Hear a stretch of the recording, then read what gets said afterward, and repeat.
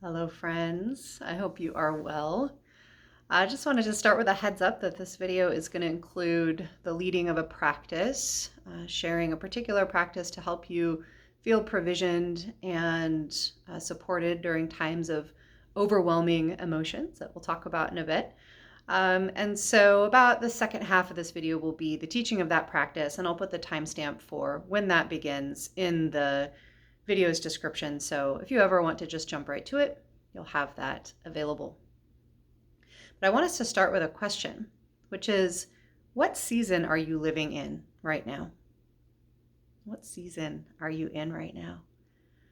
And now I don't mean the physical season that the world is in the part of the world where you live, where I live here in the Sacramento Valley in California, where in the second half of spring. What I'm talking about is the season inside. What are you feeling? What are you aligned with based on the circumstances in your life, the feelings that you're having, the emotional experiences that you are inside of at this time? And while on the one hand, our bodies and our feelings, our minds are very intimately connected with the physical turning of the seasons of the world. We feel different in different seasons, and we do ourselves a great favor when we better align ourselves with those cycles. When we allow ourselves to rest more in winter, when we allow ourselves to create more in summer, for example, when we pay attention to what is coming forward and being reborn during spring, and what it is that we might be harvesting, taking in, storing up, clearing away in fall. But that cycle and those metaphors of how the world is behaving around us and the way in which they relate to how we might be feeling inside, we move through those cycles often in our life. There are times when we might be feeling that energy of fall, that energy of collecting, of cleaning, of storing things, of putting the harvest away to prepare for the winter. We might be feeling those kinds of things when we're in the middle of summer, physically in the world. Or we might be feeling that things are getting reborn and renewed in our life, like they do in springtime, but we might physically be in the midst of winter, for example. And so by better aligning ourselves with these cycles and noticing how our bodies are supported by the seasons that we're in, we can better recognize those sensations when they kind of are coming due to the circumstances of our life, and we can work with that. And so I wanted to talk about a specific version of that, a specific experience of being in springtime as the Northern Hemisphere is currently, but feeling the presence of winter inside. And this is something that I have experienced recently. It's something that some folks close to me have spoken to me of recently, of that feeling of like being in springtime, but feeling inside the season of winter. And very often, and in this particular case, that season of winter, that feeling of, being in the slowed down, the darker places, the shadowy places, the places of releasing things, of things being composted and transformed slowly into something else, that can be brought on by an experience of grief. Oftentimes, grief is a emotional experience that becomes very available to us in the wintertime, and we can work with it very profoundly when we are physically in the season of winter. But of course, grief can come to us at any time, right? Because the circumstance of grief can happen at any time, and the experience of grief is not linear and it's not time bound, so it can come back to us at any time. Now, grief is something that we could talk an awful lot about, and we won't do that in this video, but I just want to highlight that, really so often when we're experiencing grief, it is due to the experience of loss, of losing something or someone that has significance to us, often something that we've invested love into. Grief and love are very intimately interconnected. And so when we're experiencing grief, inevitably it's connected to something that we have loved, that has had significance for us in some way, that we have lost. And one of the challenging things about that is that very naturally, very understandably, one of the responses to grief, because grief can be so heavy and so overwhelming and so painful, one of the responses can be to try to shut it down, to close it off, to maybe dissociate ourselves from that feeling, to stuff it inside, to numb ourselves out from it, to in any way distance ourselves from the excruciating pain, honestly, of grief. It's very understandable to do that. And we have a lot of strategies, many of them not very healthy strategies for doing that. But the thing is that if we succeed at numbing ourselves to grief, then what also happens? We also shut ourselves off from the intimately connected emotions to grief, like love, like joy, like deep gratitude and happiness, right? Because it's because we have experienced those things that the grief comes when we lose something that has held those experiences for us. And so it is profoundly important that we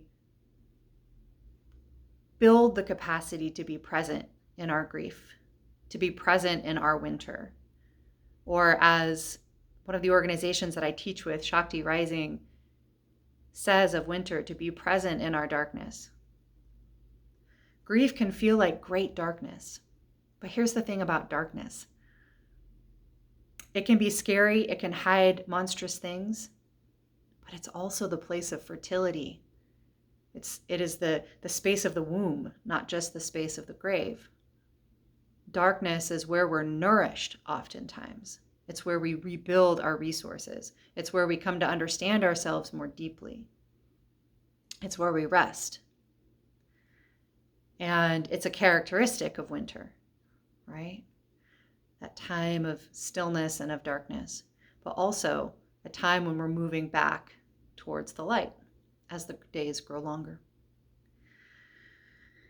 And so when we're feeling that experience of grief and it feels overwhelming, and perhaps what we really would like to do is just shut it down, right? So we don't have to be present with it. But we also know that what our soul really needs is to be with it, to experience it, to walk through it, and to retain our capacity to experience the big and beautiful emotions that make grief possible in the first place, like love, like joy, like connection, like significance. So what do we do with that, right? What do we do with that?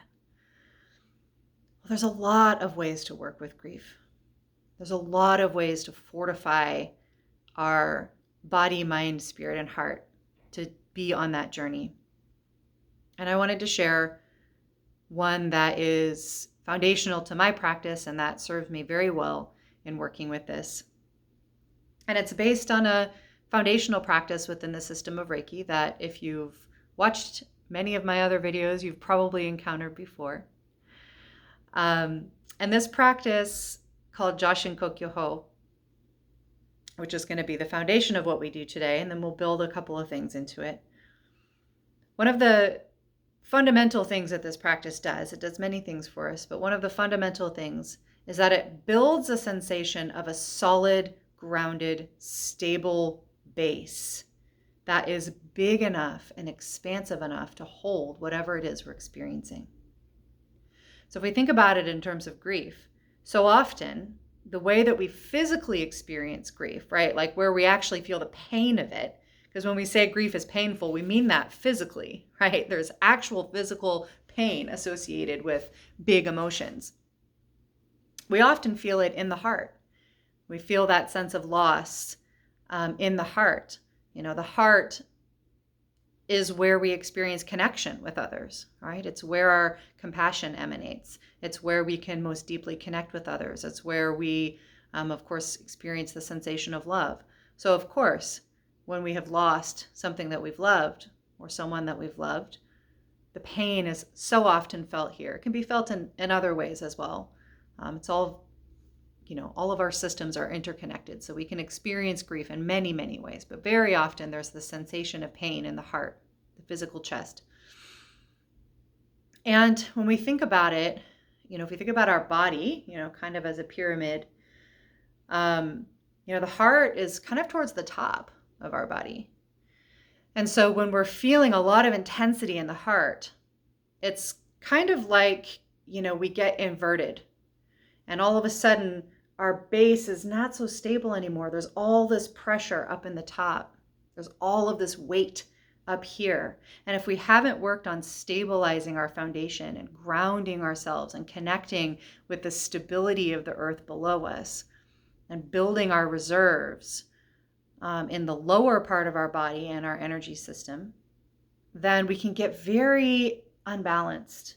And that sensation of pressure in the heart, in the chest, in the mind too, because there's probably lots of thoughts that are swirling around associated with this grief, can throw us so off balance that, that contributes to that feeling of it's just too much and I have to get rid of it. So practices that stabilize our sensation of being grounded, of being held, of being like on solid footing so that we can hold whatever it is that we're experiencing are a really, really powerful place to start when dealing with any big emotion, but particularly with grief. And so this practice does that for us. And in building that stable base, we can better hold. The second thing that it does is it increases our sense of our own expansiveness. I guess the best way to say it is that it gives us a sensation of actually becoming bigger, of becoming aware of the fact that we're actually more expansive than our physical body. And so that feeling of like, I just can't hold all of what I'm feeling can get relaxed and released if we actually can be in a practice that helps us to feel bigger, as if we could just hold more. So that's the other thing this practice does. And thirdly, this practice is going to just offer some soothing to that sensation of grief in the heart, some balm, some medicine to the pain that we feel when we're in grief. Okay. So with that, I'm going to invite you to join me in this practice. And you might not be in a season of grief right now, but at some point in your life, very likely you'll experience something like that. And this practice can be used for any really big, overwhelming feeling. And so if you're not presently experiencing something like that, I'm going to invite you to try this on anyway. And perhaps remember a time when you were experiencing something like this, something overwhelming and big. And by practicing this when you're feeling more or less okay, that's actually what we need to do to have the practice available to us when we're not feeling okay. If you're not feeling okay, then having someone lead you in a practice like this can help be like a triage, like an immediate application of soothing medicine. But if we're going to be able to call on a practice like this on our own, because we remembered it and we just kind of have the capacity and the strength and the focus to use it, we're going to be much more likely to be able to do that if we've practiced and we've gotten in the habit of it when we're feeling okay. Because when we're feeling distressed, oftentimes, even if we know better, even if we know that we have something that can help, we don't always reach for it. We can get so stuck in that feeling of pain that even just reaching for something to release that pain becomes impossible. So we can increase our chances of success in those moments by practicing in moments when we feel okay. So however you are in this time, I invite you to practice with me. Okay. So as always, we begin with just taking a couple of breaths and bringing our attention to our body and placing our body in a position that feels supported and relaxed, not efforting too much to stay upright, but also not letting ourselves release so much that we're slumping over, allowing our back to be strong and our front to be soft, so that the breath can move in and out of the body freely. So just take whatever time you need to bring yourself into that sort of posture. Making any micro movements that you need. If you need to do any stretching or anything to let your body relax as much as possible. And once you find yourself in that state of alert relaxation, with the breath able to move freely because the belly is soft and unrestricted, just invite you to set an intention to be in practice. And you can begin with prayer position if you like. This helps us to focus, bringing together the opposite sides of our consciousness and our body into the center. Bring our focus and our attention to what we are here to do. Now that can be as simple as saying, I intend to be in practice, and anything else that you intend for yourself at this time.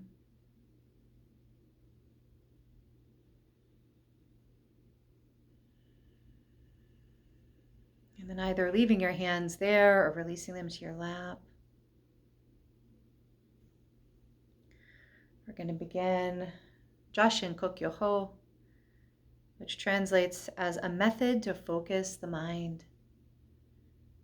And where we're going to focus the mind is down into the low belly. And so on your next inhale, I invite you to follow the breath with your attention in and down. Letting your belly expand with the inhale because it's relaxed. And as you continue to breathe in this way with each inhale, as if your mind could just latch onto the breath as it moves in the body, sweeping our attention in and down. And we're going to practice resting our attention at the energy center in our low belly, which is located about 2 inches below the belly button and deep into the center of the body. The hara in Japanese. This is the starting point of practice. And so with the next few rounds of breath, just practice following the breath to this point in the low belly and resting your attention here. And if it's helpful to place a hand at the low belly, just below the belly button, to help draw our attention in and down, and rest it here in the physical and energetic center of the body, the hara, the low belly.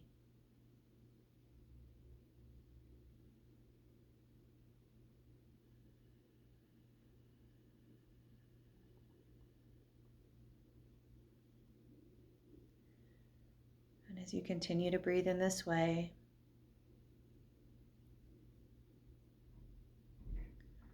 I invite you to begin to sense or imagine that when you bring your attention here to the low belly,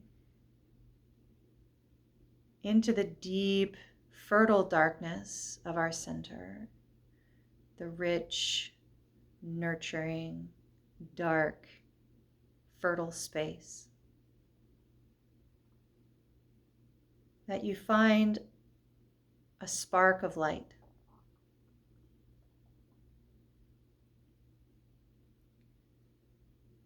And you might sense or imagine this spark of light in many ways, perhaps like a sun or a full moon, perhaps a sensation of heat or of movement,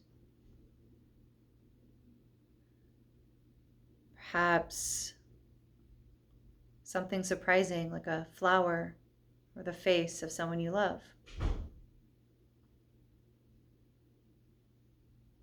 Just letting yourself sense or imagine that as you bring your attention in and down to your low belly, you encounter a spark of light.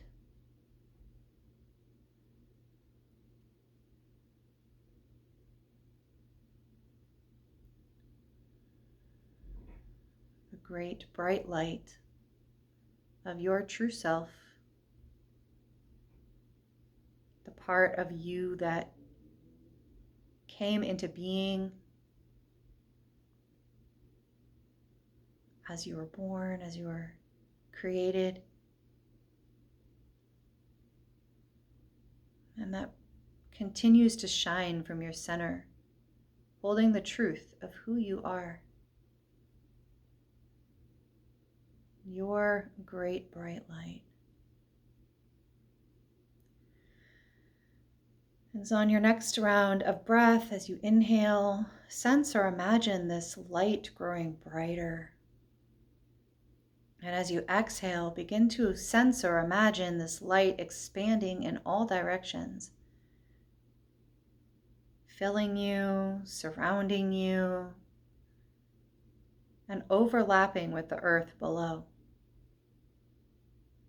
For this energy center is intimately connected to Earth's center, in a beautiful symmetry between her body and our body.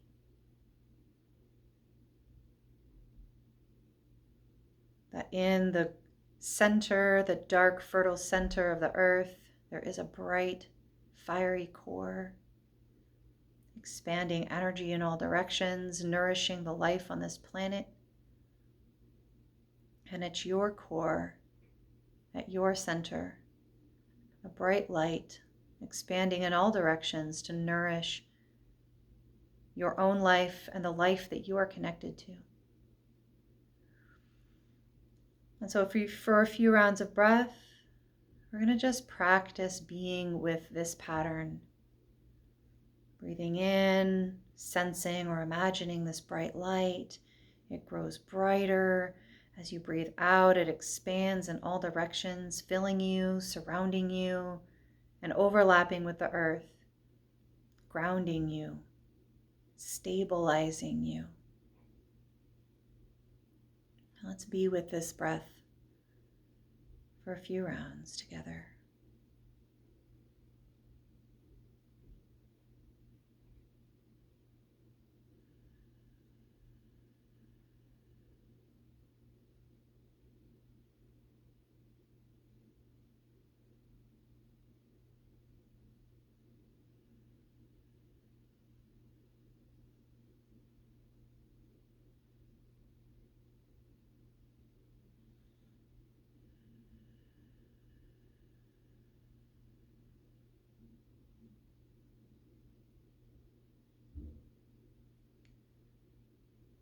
I invite you to stay here as long as you like before moving to the next phase. You can pause the video here and just be with this practice. This is a complete practice in and of itself. You don't need to go any farther. Just continuing to breathe into the belly, connecting to that bright light at your core, the great bright light of your true self, and sensing or imagining it expanding in all directions to fill you with your own nourishing energy, surround you, and overlap with the earth, stabilizing and grounding you.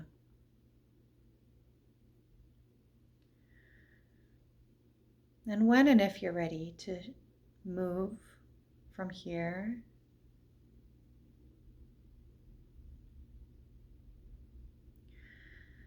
I invite you, as you continue to breathe in this way, to bring your attention to the sense of spaciousness, to the sense that with each breath, as you exhale and that light expands in all directions, that your sense of your own capacity, your own space inside grows bigger.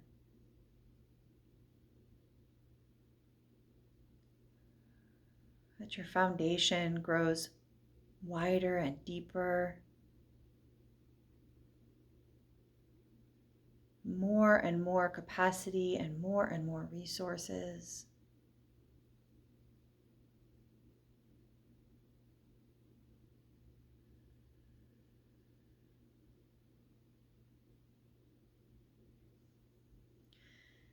And then when you feel ready, I'm going to invite you to leave one hand at your low belly at your hara and bring the other to your chest, to your heart.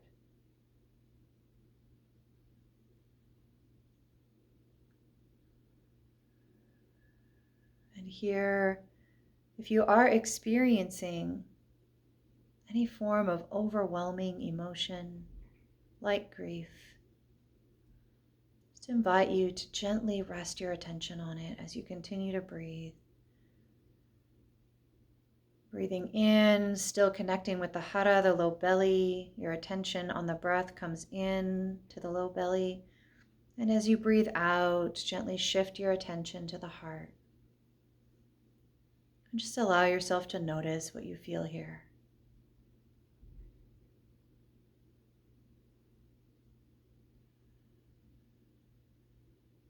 And for the next few rounds of breath, we're going to practice shifting our attention with the breath between these 2 points. So as you inhale, as we have been doing, your attention follows the breath in and down and rests in the center of your belly. And as you exhale and that light at your belly expands in all directions, gently follow the breath up and rest your attention on your heart. Either on the sensation of your hand at your chest or the space below the physical and energetic heart center.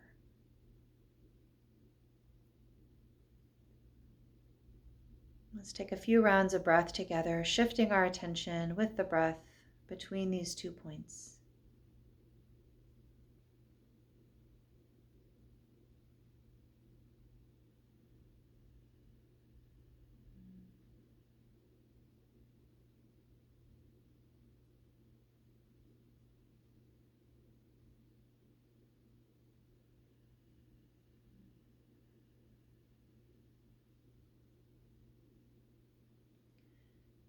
With each round of breath, gathering resources from that stable base and gently bringing them up to the heart.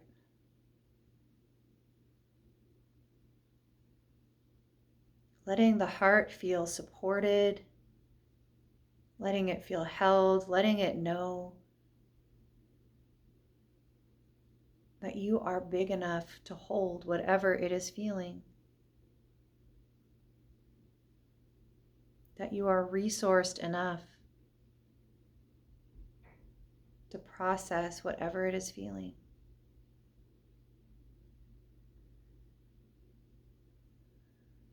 And if at any point that feeling in the heart begins to push that comfort level, push the level of tolerance into overwhelming again, just gently again bring all of your attention down to the low belly and rest here as long as you need.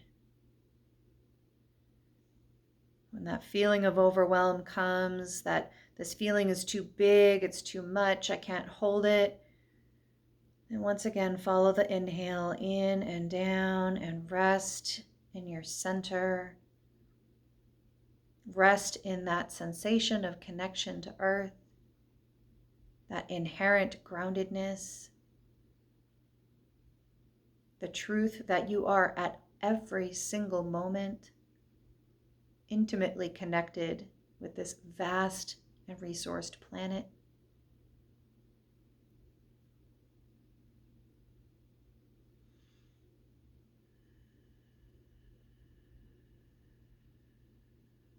And then when you feel ready, again, bringing your attention on the exhale to the heart, making room for whatever it's feeling.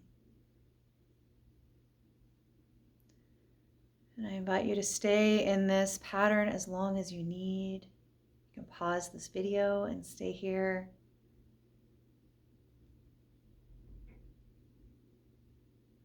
Inside the video, let's just breathe here together 3 more times.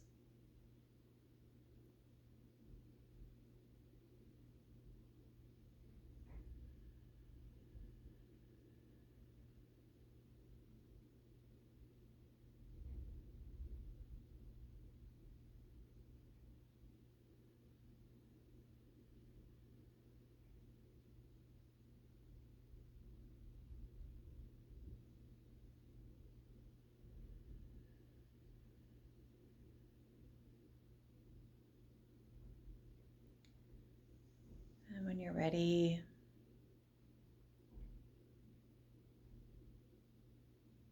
just beginning to rest the breath.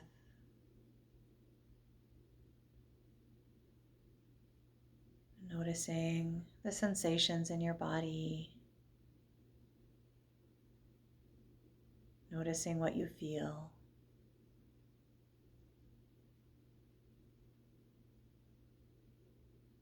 Perhaps asking yourself, what do I need right now?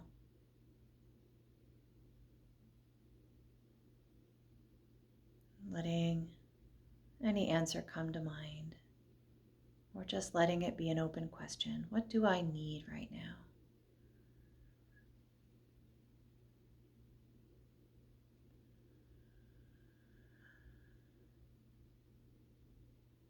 And then when you're ready on your next round of breath,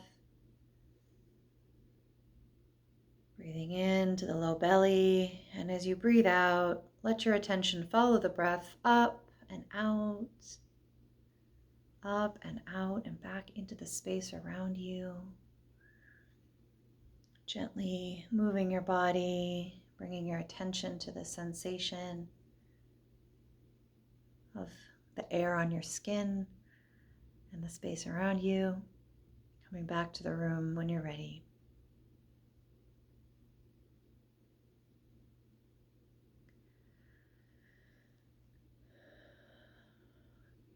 Welcome back.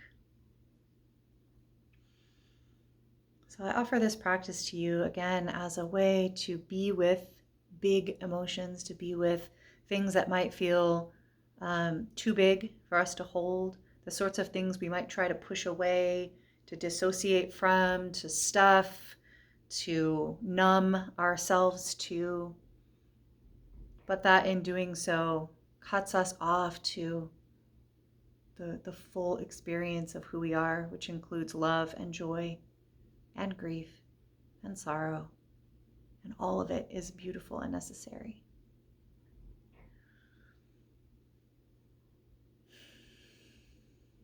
And the amazing thing is we are actually big enough to hold it all. So I invite you to work with this practice again during times when you're feeling okay, so that it is more of a habit to you and more available to you in times when you don't feel okay. And I invite you to notice if what you're feeling inside, the season that you're in inside is a little different than the season around you. And when you notice that, that might be something that needs tending, right? There might be some out of balance energy that can be benefited by a practice like this. If you have any questions, please share them. Any reflections on this experience, please share them. Anything that you in particular would like to work through, that you'd like to have a practice, let me know, and I can share what I know and what I have in a future video. If this has been valuable to you, I invite you to share it with others. I invite you to interact with it online. Like this video, subscribe to the channel if you would like to see more like this. All of that just helps this content get in more people's hands and be of more help. And in the meantime, until the next time I get to be with you, may you be deeply provisioned for whatever is coming your way in the season you're living in, around you, and the season inside of you. I love you. Have a wonderful day. Goodbye.